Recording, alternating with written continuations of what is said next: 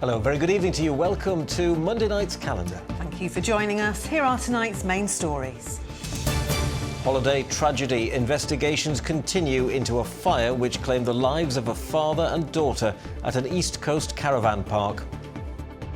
It's not until I actually opened Facebook and saw the news, it was all over the place, and I was just like, wow.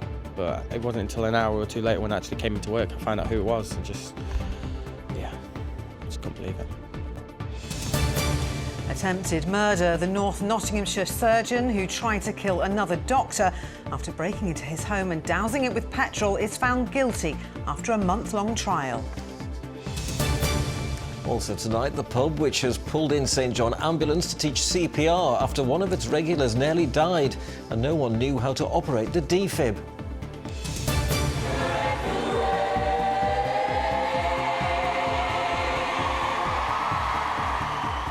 And Yorkshire's Got Talent, another act, gets the thumbs up from the BGT judges.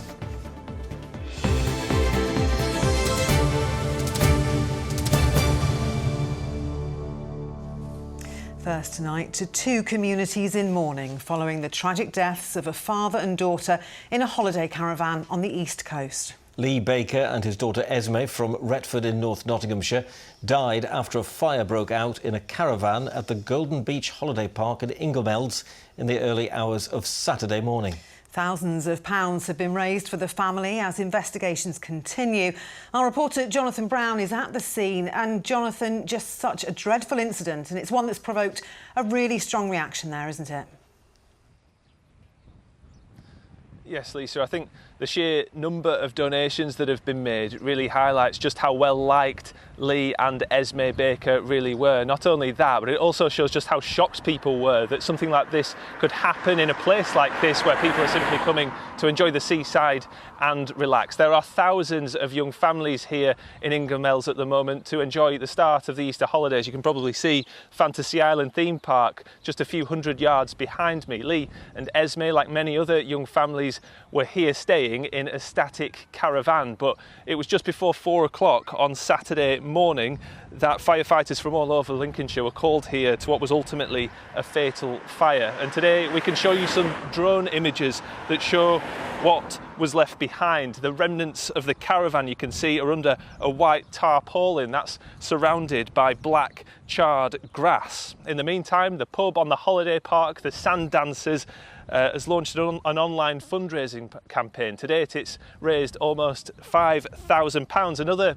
page was launched by people living in their hometown of Retford. That's raised almost £900. Within that, Lee was described as a hard-working plasterer who adored his daughter, and Esme as a happy little girl who loved to read, colour and dance. And speaking to people who knew them personally here, they are in shock about what's happened. I couldn't believe it. I woke up at 10:30 in the morning. I got a message saying, don't come into work today, pub's closed. I've gone, what's happened? And it's not until I actually opened Facebook and saw the news, it was all over the place, and I was just like, wow. But it wasn't until an hour or two later when I actually came into work I found out who it was, and I just couldn't believe it. Yes, it's a really sad story. Have we heard any more about what might have caused the fire in the first place, Johnny? Well, Ian, we have contacted Lincolnshire Fire and Rescue Service and Lincolnshire Police today for an update. They've already said that the sheer intensity of the fire has made establishing exactly how it started incredibly challenging. At the cordon today, where the site's been blocked off with barriers so that holidaymakers can't get any closer, you can see evidence of that. The burned trees in neighbouring buildings, for example, they really illustrate just how ferocious this fire really was. Now, the fire service has said that their work is ongoing and that once that investigation is complete, they'll be back here to offer people who are on site fire safety advice. In the meantime, that investigation is likely to continue for some time. Jonathan Brown reporting from Inglemelds, thank you. Well, next tonight to the plastic surgeon who's been found guilty after a month-long trial of attempting to murder a fellow doctor at his home in North Nottinghamshire. The court heard that Peter Brooks wanted Graham Perks out of the way and broke into his home, dousing the first floor in petrol. Mark Kellish-Levine reports from Loughborough, where the trial took place. The judge called this a highly unusual case, and for good reason. For a start, There was no defence. The man's standing trial, Dr. Peter Brooks, chose never to attend court and indeed have nobody representing him in court. And that was the same today when the jury delivered their verdicts. After 4 days of deliberations, Dr. Peter Brooks was found guilty of 4 charges, including 2 of attempted murder of his former colleague, Graham Perks. And Amelia Beckett has been looking into the background of this case. Okay, so you found my website and you're thinking about coming to see me to talk about cosmetic surgery. He was the well-respected plastic surgeon who left his fellow doctor fighting for his life. Jonathan Peter Brooks now faces years behind bars for stabbing colleague Graham Perks, seemingly because of a grudge. It happened on the 14th of January 2021. This CCTV showing Brooks leaving his home on a bicycle just before 4 a.m. He was dressed in this camouflage clothing and carrying a canister of petrol. His target, Graham Perks' £1 million mansion, Perks asleep inside, alongside his wife and son.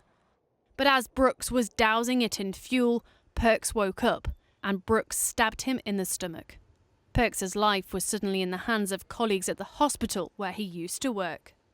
We didn't know if he was going to make it, and it was just awful.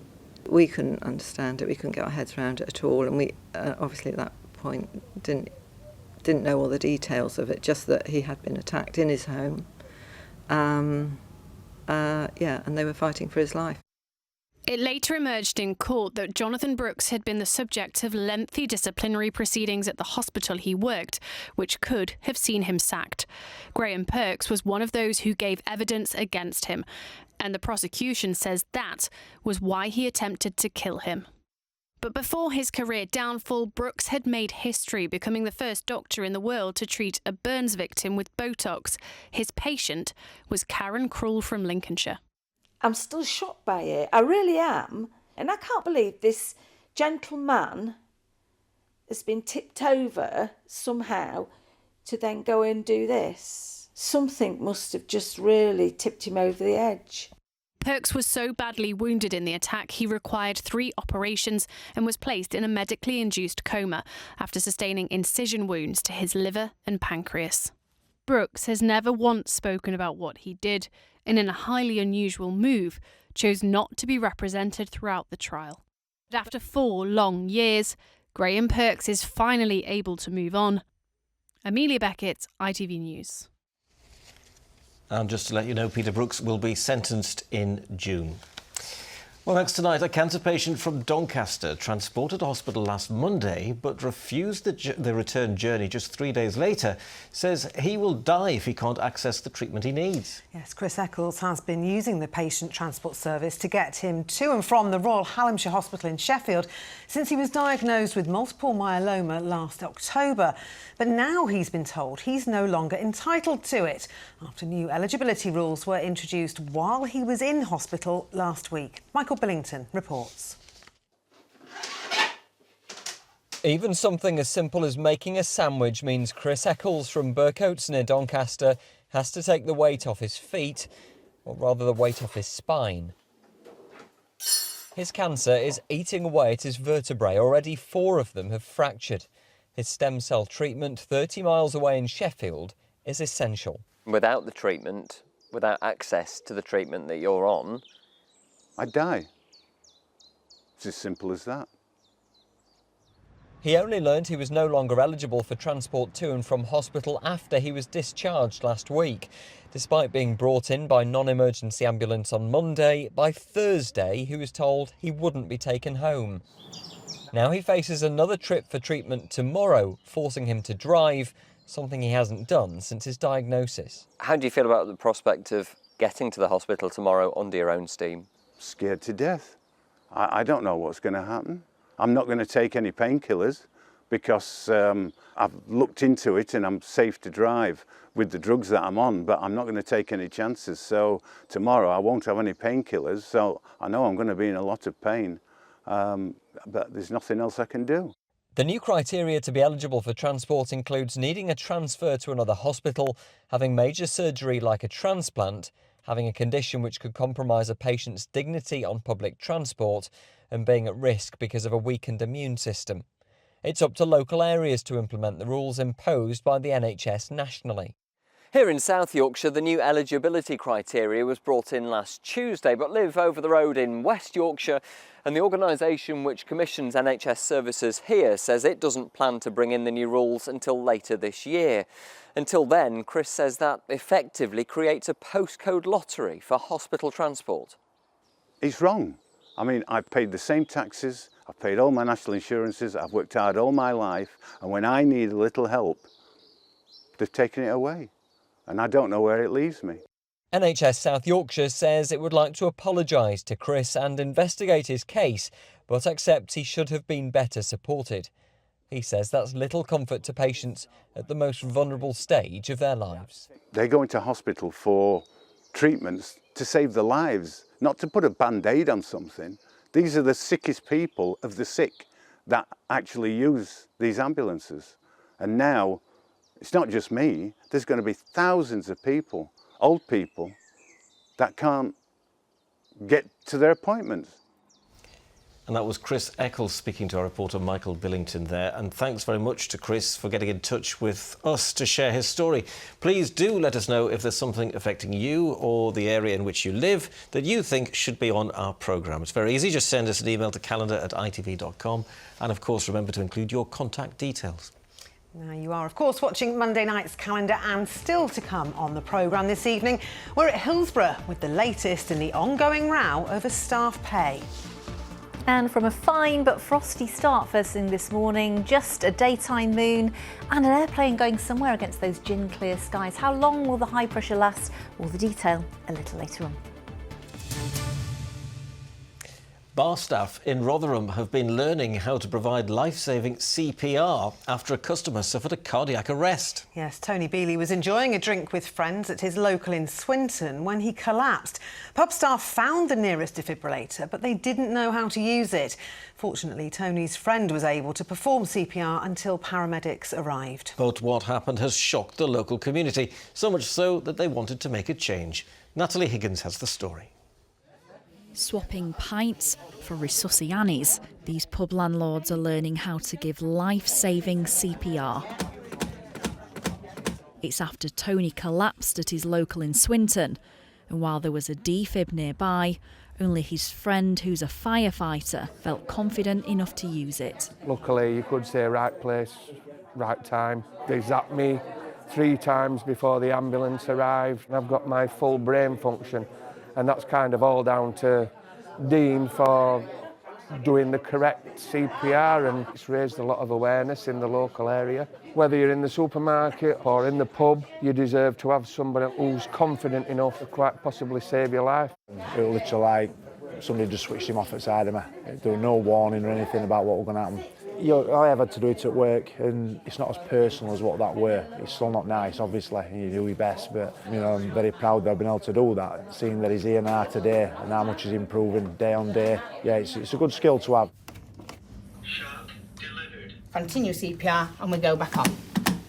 Okay. But news of what happened to Tony soon spread, and business owners from across the town decided to get together to make sure they would all know what to do. If we ever needed to use it at our pub, that I was confident enough to be able to go, yeah, I can do that. Well, looking at everybody's face and everybody's interaction, I really feel it went very well. We are on a main road, so it's just helpful for if something were to happen. Hopefully we'll never need to use it, but if it were to happen, that we can help someone in need. The skills that we've taught are the difference for a lot of people between a life lost and a life saved. And in these settings, such as in a working men's club or a local pub, things do happen, unplanned things, and people don't feel confident to do those skills. So we're trying to give them those life-saving skills to be able to help as much as they can.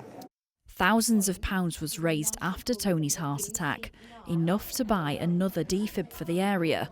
And after this session, these landlords now feel confident enough to use it, should the worst happen again. Natalie Higgins, ITV News, Swinton. Such an important skill, such an important thing to know. Yeah, incredible actually, isn't it? Because it's very rare that people actually survive a cardiac arrest outside of a hospital surrounding. So that was brilliant work there, wasn't it? Every second counts, doesn't it? Now then, a Yorkshire museum which celebrates the work of the emergency services says it's facing its own emergency, trying to stay solvent. With the Easter holidays upon us and families looking for a day out, those running independent museums say they're feeling the squeeze, with customers paying less while they're visiting. Kevin Ashford reports. Like many attractions of a similar size, the National Emergency Services Museum in Sheffield is feeling a financial squeeze. We're in an extremely different world now to where we were 10 years ago. So obviously independent museums, they rely heavily on door take-ins, secondary spending, your gift shop and your cafe. I think across the entire sector we're noticing a drop in that secondary spend as well. More people wanting to bring their own packed lunches, for example, that we welcome here as well. And the more events and other special things we find ourselves trying to do now as well. It is a challenging climate for smaller museums. In a recent survey, 4 out of 5 said these were the toughest times they've ever faced, with visitor numbers yet to get back to pre-COVID levels. And 3 out of 5 said they feared possible closure. Around 500 museums have closed since the beginning of the century. A charity that works to get more youngsters into museums says they play an important role. Families, school trips, most of those are to local museums. Children need to go to museums for learning, for well-being, for civic participation. If those opportunities are taken away in their local area, fewer and fewer children will go to museums. And already about 4 in 10 don't go to a museum in a year. And that figure could get worse if these museums start to disappear. Back in Sheffield, the Emergency Services Museum has managed to buck the trend slightly when it comes to getting people through their doors. Visitor numbers for us in particular have sort of gone up a little bit since the pandemic, but that obviously gave us a massive rise in being able to tell people that we exist. And I think it's, again, from an independent museum point of view, everyone has to shout if you want to survive, and that is the only way of you surviving these days. People are being urged to consider experiencing a bit of local history this Easter as a way of supporting independent museums. Kevin Ashford, ITV News. Now then, a Yorkshire Martial Arts Academy is celebrating its 20th anniversary after recently hosting a major tournament in the town. The K.R. Ali Taekwondo Academy was formed in 2005 by founder Kambiz Ali. The club recently held the 9th Harrogate Mayor Cup Poomsae competition, which attracted more than 300 competitors. The 7th Dan Kambitz is now an international instructor and examiner at competitions across the world. The issue of grassroots sports funding was raised by Harrogate's MP in the Commons. Master Ali, who runs the Taekwondo Academy, had to fund this event himself and couldn't find access to any funding. So will the Leader of the House first of all congratulate him on a fantastic and well-run event, but also look to make government time about support for grassroots sporting organisations. So we're very committed to supporting elite sport as well as grassroots sports in this country. I think we've got a debate on these issues. Well, we're staying with sport because Arif's joined us now. And Arif, after a difficult week for Sheffield Wednesday, some better news coming out of Hillsborough today. Yeah, that's right, Lisa. That's because Sheffield Wednesday have announced this morning that all outstanding wages due for the month of March have now been paid. As owner Dejphon Chansiri announced last week, there was a delay in paying staff and players, but after being threatened with some serious sanctions by the Football League, outstanding wages dropped into account this morning. Now, Sally Simpson is at Hillsborough for us this evening. Sally, what's the feeling like there tonight? Well, a sense of relief, Arif, that these overdue wages have been paid at last, for the time being at least. Of course, it is good news, not just for the players, but for everyone who's employed by the club, from the coaching staff to the people who work in the shop. But there's a fear that it may only be a temporary reprieve. It's not the first time that the club's owners had financial difficulties, and the worry here is that it won't be the last. The fans, who've been very vocal about their anger over this issue in recent weeks, have said this latest development changes nothing. Tonight, the Supporters Trust says they're deeply concerned about the long-term stability and management of Sheffield Wednesday, and they're calling for a change in ownership, a view that's reflected in the views of many fans here. It's a stay of execution, and all that does is buy him a little bit more time. From the fan base point of view, it buys him a little bit more time to try and find, a suitable buyer, some investment, whatever it looks like, to prop the club up, because it's clearly apparent that he can't do it on his own. The best thing for him to do right now is to probably look at selling up and moving on. Sally, how likely is it that this cash flow problem will resurface? Well, Chansiri says he's been waiting on payments from other parts of his business empire to free up cash to pay the wages here at Hillsborough. I spoke to a sports finance expert and he told me cash flow is a common problem in football and one that's unlikely to go away. Clubs are very reliant on their owners. It's often one person footing the bill, and we've certainly got that case at Sheffield Wednesday, and it costs a lot of money. You know, Chansiri is costing him around £2 million at the most recent count per month to run this football club, and they are loss making and they are reliant on him.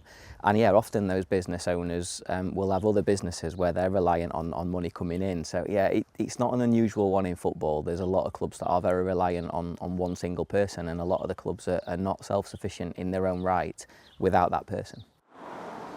Well, the consequences for the club, if this problem does persist, is that it could face a 3-transfer window ban, which means it couldn't buy or sell players until well into 2027. The impact that would have on the club's fortunes, both on and off the pitch, can't be underestimated. Sally at Hillsborough, thank you very much. And of course, we'll be keeping a close eye to see what happens there. We certainly will. Now, Arif, to the race for promotion. And is the pressure getting to our teams, do you think? Hopefully not, Ian. Hopefully it's just a little bump in the road. But there has been a change at the top of the Championship. Let me show you what the table looked like on Saturday morning before a ball was kicked. Sheffield United top and Leeds in second, but this is how it looks like now after the weekend's results. Sheffield Wednesday in second, they've slipped down there, but Leeds are now out of the automatic places and into third. That's because both teams dropped points. Dan James rescued a point for Leeds down in Luton, and Sheffield United lost away at Oxford. And former Blades defender Phil Jagielka believes both teams can still get promoted to the Premier League. It's not been like it's been 10-15 year wait. They'll both be desperate to play there, to play in the best league in the world. So yeah, definitely the region will love it. Like I say, at the moment I don't think anyone's looking too far ahead. They just want to get the next win, get the next points and hopefully secure their place as soon as possible. Now to the rest of the weekend's action. It wasn't a good weekend all round for Sheffield Wednesday. On the pitch, they lost to Hull thanks to a last-minute header. Huddersfield, though, returned to winning ways after they beat Mansfield. Rotherham United's upturn in form continues. A last-minute winner over Blackpool makes it 2 wins in 2 for interim manager Matt Hamshaw. Bradford scored the fastest goal in the Football League for 4 years. It took just 11 seconds for them to take the lead at Crewe. Their 2-0 win takes them top of League 2. And Doncaster are hot on their tails after a late win at Cheltenham. Well, that's the football. Cricket now, and we've got a Yorkshireman as captain of England's white ball side. Yeah, that's right. Lisa, sorry, lost mine. Went blank there, yeah. Harry Brook, who's from Burley in Wharfdale, has been named captain of England's one-day and T20 sides. The 26-year-old Yorkshire batsman replaces Josh Butler, who stepped down last month. Harry says it's a real honour to lead England's shorter format sides. His first game as captain will be against the West Indies at the end of May. I think I need to lie down. I'm sorry about that. Yeah, sorry, Arif, that's it. That was really funny.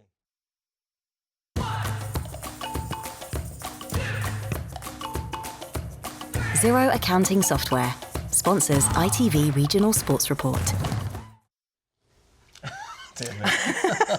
We do have one final word on sport, though, and it's just a reminder that our documentary about cricket umpiring legend Dickie Bird is available to watch right now on ITVX. Here's a taste.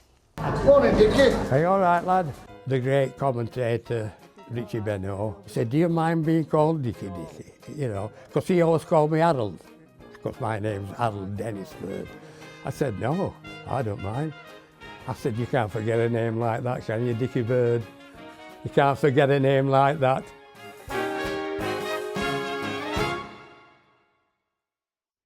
You certainly can't. And to find that, just head to ITVX on your smart TV, phone or online, click on categories, then news and scroll down. Yes, good old Dickie. Now it's there along with our latest news programmes plus other exclusive content and some of our best stories, all available on ITVX on demand. It's almost cricketing weather, isn't it? Wow. Can't believe it. It is. Another week begins. Another week of high pressure. Did you enjoy your weekend? Happy Monday, both. Happy Monday. Yeah, it was really lovely, wasn't it? But oh boy, was it chilly this morning. I had to scrape my windscreen It was nearly -4 last night in Bainbridge in North Yorkshire, -3.6 to be exact, and we're looking at similar temperatures overnight tonight. But it was worth it, wasn't it? Beautiful frosty start underground, or underfoot, I should say, for Brian Callery at the Great Yorkshire Gateway there in Doncaster, and a lot of low-lying mist and fog very first thing, soon burning off, of course, with that April sunshine. You can just about see Emily Mast, and a little bit of a frosty start there from Sandy. And I love this one of Cartwright Hall, which I believe is the library at Lister Park in Bradford. A big thank you to James Funnell. But not just the overnight temperatures. I don't know about you, but it feels, I know the average is about 11 or 12, but it feels more than 14 or 15. Just the strength of that April sunshine now, out of that breeze. And we did have the breeze, especially on Saturday, didn't we? But check out our temperatures by Thursday or Friday. We're looking at some pretty impressive ones. 20, if the average is 11 or 12, is well above the average. So we're going to end the week on a warm note, but will it be settled? We've got another area of high pressure developing from the north, and it's going to come down over the next couple of days. With a northeasterly, it might bring a bit more cloud, maybe midweek on Wednesday, but high pressure is with us all the way through the rest of the week. And it's trying to become a bit more unsettled by the time we reach the weekend, but honestly, it's such a slow process. And I think for us, maybe just a bit more cloud around as we head into the second half of the weekend. So even into the second half of the school holes, it's really looking not that bad for the time of year. And these are our sunshine stats. So far for April, we've had a third of the month's worth, basically. And the warmest, or I should say the sunniest ever April was 2021 and 2020, which of course were locked down. Yeah, and those are the kind of, it well, kind of Aprils we remember, yeah. Thanks, Kerry. Full forecast coming up. Of course, yeah. Thank you. Now, finally tonight, yet another success for local performers in this year's Britain's Got Talent competition.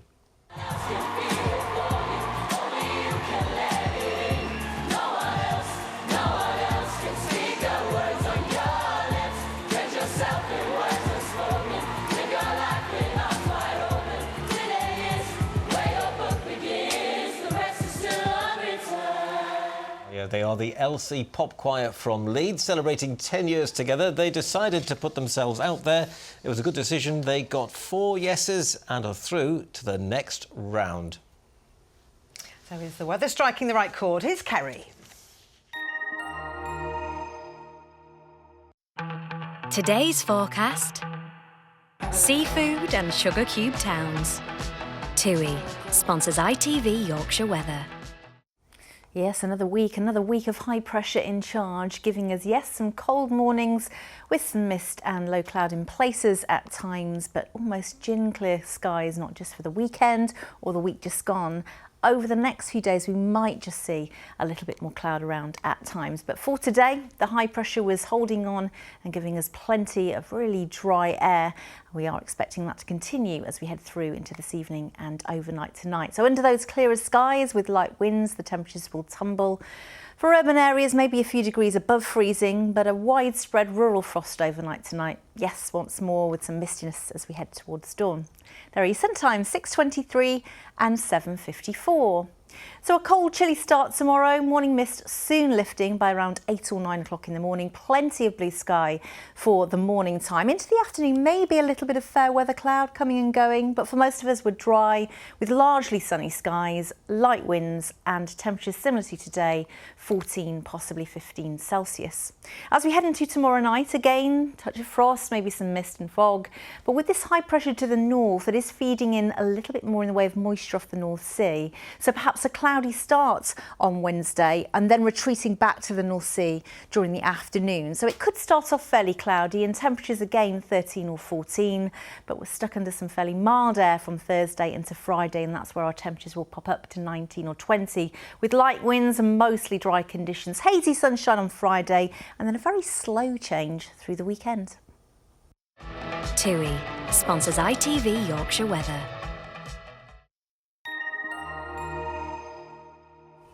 There you go, that's your forecast. Just time to show this fab shot of Scarborough. It was sent in by Charlotte, who got engaged to Tanya at the weekend. Congratulations, what a shot that is. I'd say yes, wouldn't you? Oh, definitely, with a backdrop like that. Congratulations, both of you. Yeah, congratulations. That's all for now. I'll be back at 11 with our late news, and we'll see you again tomorrow night. Good night. Bye-bye.